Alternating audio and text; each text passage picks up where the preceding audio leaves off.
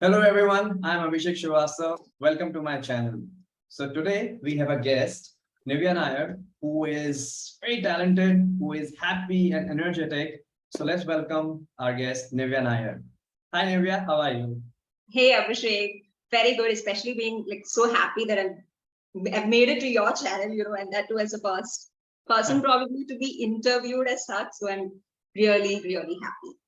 Wow, that's good. That's great. So yeah, let's start the podcasting. Okay. So I'll ask you some questions. So my first question will be like, so you have started your journey of IT sector from somewhere, right? So from college, you might have thinking that I should go in IT sector or something else. So why have you selected IT as for job? Okay. So firstly, let me just probably start with, how it was in college itself, like so how I got into college, probably that's even, before that. So um until 12th standard, like I think like many other kids, I also had a lot of ambitions, like varying ones. It keeps changing and changing. Like I think at one point of time, I still remember in a beauty competition, walking down there and then stating I want to be a housewife, and I can't even think, I told that at one point of time. And then, it kept changing like to a teacher and then something else and else. So until 12th standard, it just kept moving. And then I never had this option in my mind at all of IT. Okay.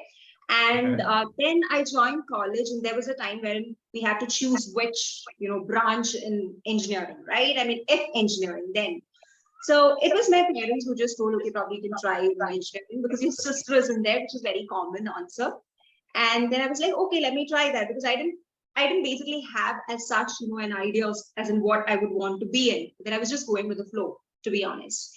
And then, yeah, while we had to choose this branch, so there's an interesting story wherein, I went to one of the colleges for the interview, and then I got into with the sports quota. Okay, so Oh, yeah, okay. probably you don't know about this. Like, let me just show off my medal here. Yeah, I'm a sure. Yeah. bronze medalist like twice in judo. So with that, I got into my college. So there I had the option to choose whichever branch I want.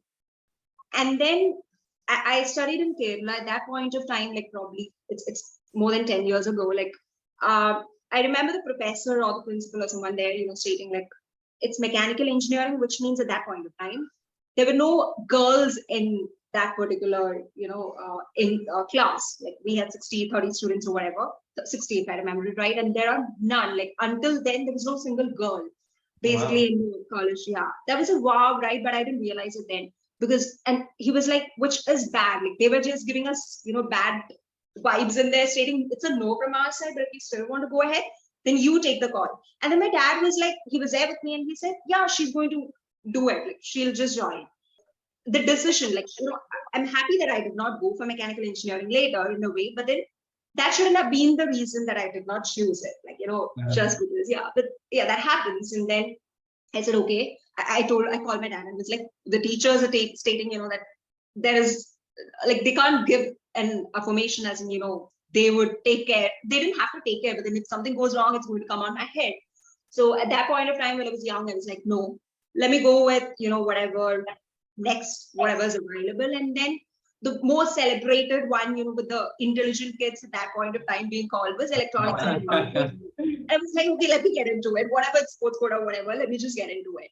Right. And so then I did the studying of like all electronics and communication. And like majority of the students who took this course of electronics and communication ended up in IT, because we don't get Oh, lots of openings in electronics and communication.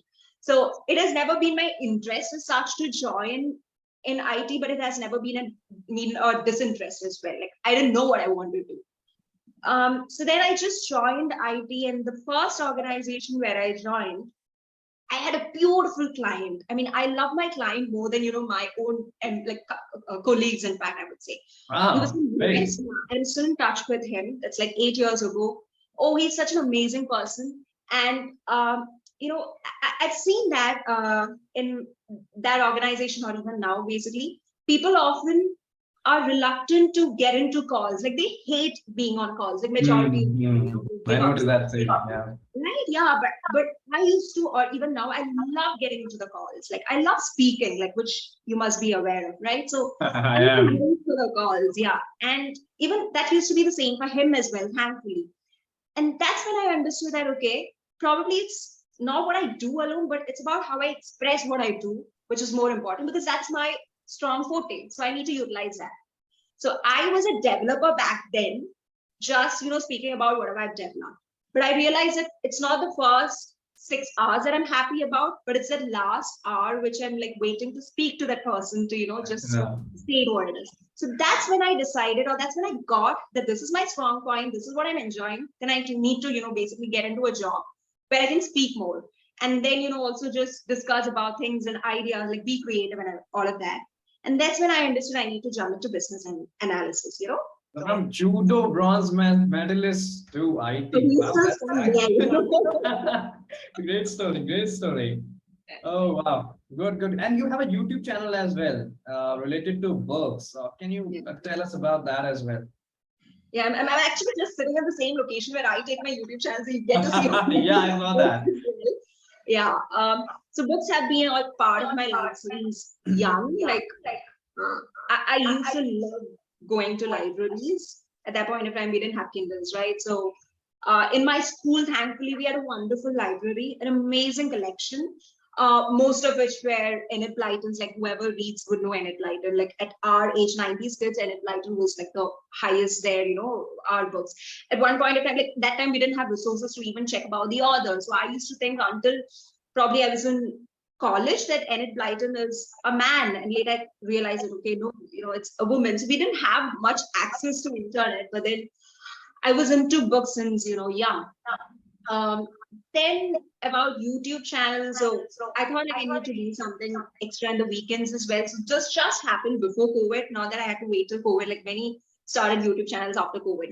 They were like, okay, to kill the time, but I didn't have to actually kill the time because my time was going the right way where I wanted. But then I thought, let me do something interesting which I would like, which is one, as I said, I love speaking. So then speaking happens on YouTube channel when it is on, books. Like if I have to review or recommend books, then I'm happy about it.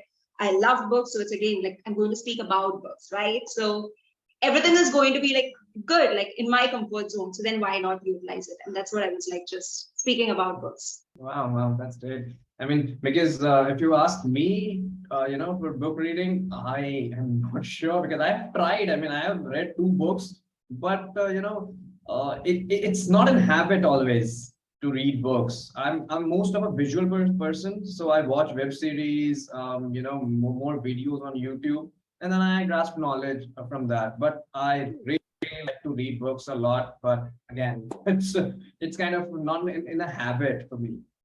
Or can you imagine, or can you just tell, think like probably guess how many series I have watched? But I have the n number of series I've watched, but do you have any numbers? I do, because you were specifying about the number of books that you read, right? So I mean, I was just telling you that way because I have not watched probably like I don't think I've watched more than 5 series, not even 5.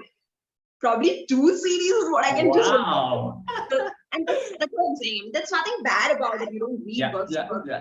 I honestly don't see that way, because if you don't like reading, then probably it's okay. It's not necessary that you need to put in time, because it really takes a lot of time, right? I mean, for a person to do things like whatever it is. Yeah, good thought process in that. So I research a lot on emotions, happiness and other kind of emotions. So I want to ask you a question, because I've always seen you very happy and energetic all the time whenever I've seen you in office or in cafes. So can you feel happy 24/7? Is that possible for any human being or for you or anyone? Definitely no, right? I mean, that's definitely no. There are low points. I mean, only if you have low points, you get to even realize that you're happy when you're happy. Otherwise, it's just a consistent thing, and you don't know that you're happy. But yeah, if you ask me whether I'm happy or sad, most of the time it's going to be happy, right? I mean, see, more than happiness, what I look for myself is a state of content. So it's more of peace within myself. Now, peace within myself can also involve, even like loud music and everything, but that's within what I'm saying. So Okay. it's more of like an eternal kind of thing, So I'm happy that I'm not happy all the time. So that I get to be happy, when I'm being able to. Yeah, so you can feel all the emotions. Yeah, but mostly it's happiness, thankfully, because thankfully I'm in a state wherein I've not been into a lot of difficulties as such in life. That's just been a fortune there. So Right, yeah. right. And I've seen people, they find happiness in materials like buying anything, go for shopping, buying a car, house, or something like that. So, do you think materialistic things are important for happiness? How much ever I say, it would be a life. I say Okay. it's a no. Honestly, like, is it only materials that bring happiness? And if that is the only thing basically that brings you happiness, then it's sad. Yes. Now, like for example, I'll tell you what I think it's a right. I've just worn this t-shirt or whatever, right? This one that I'm wearing right now is so I have an elder sister, and this is my elder sister's fourth standard or fifth standard dress. Ah, okay. Yeah. So for one person, probably, wearing an old dress would be like, oh, I'm not happy, I'm not getting a new dress. But for me, I enjoy it as a vintage product that way. Okay. So it depends, right? How you want to take it. So definitely non-material things can make you happy and will make you happy. But at the same time, I do believe that, materials are also required. Otherwise, how do you live? I mean, to be very honest, and that's the thing out there. Yeah, no, it is fine actually. So in this case, if I leave you in isolation in a room, just four walls, that's it, and no books, I mean no materials, no people around you, so and then for 7 days without anyone. So how will you, be happy and be calm and peaceful at that moment? 7 days is fine, I think. But I was like, Yeah, a particular time period, not it's not like a jail. Depends on the time, right? I mean, I was like, because I think, I can manage for 7 days probably, but not beyond that also. But yeah, so how can I be happy? Because see, as you said, it's because it was 7 days that you quoted, which is very important, honestly, because I know after 7 days I have a life which is not going to be like this. So then I can plan accordingly. I was a person, thankfully I've changed, who used to overthink a lot. Okay, as in what if this happens and I need to do this? Kind of, Yes, which never happens at all. I actually. changed it. I eventually changed it for my own benefits, and thankfully it changed it. So, as a person who used to overthink, I've reduced in such a way that I now put that thinking in a direction wherein I can utilize it for my future. Yeah. I'm getting 7 days, like I should be happy about it, right? That I don't have to do anything, and then I have a lot of like days to live after that, which I should be preparing for. So it's okay. Wow. Good thought process. Actually, I really like your thought process. There is no negativity I've seen, in the whole podcast interview today. So thank you so much for joining our podcast episode.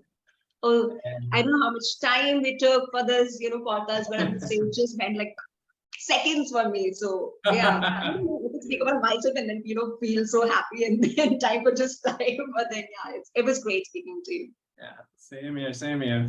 Okay, thank you everyone for listening to this great episode. See you later.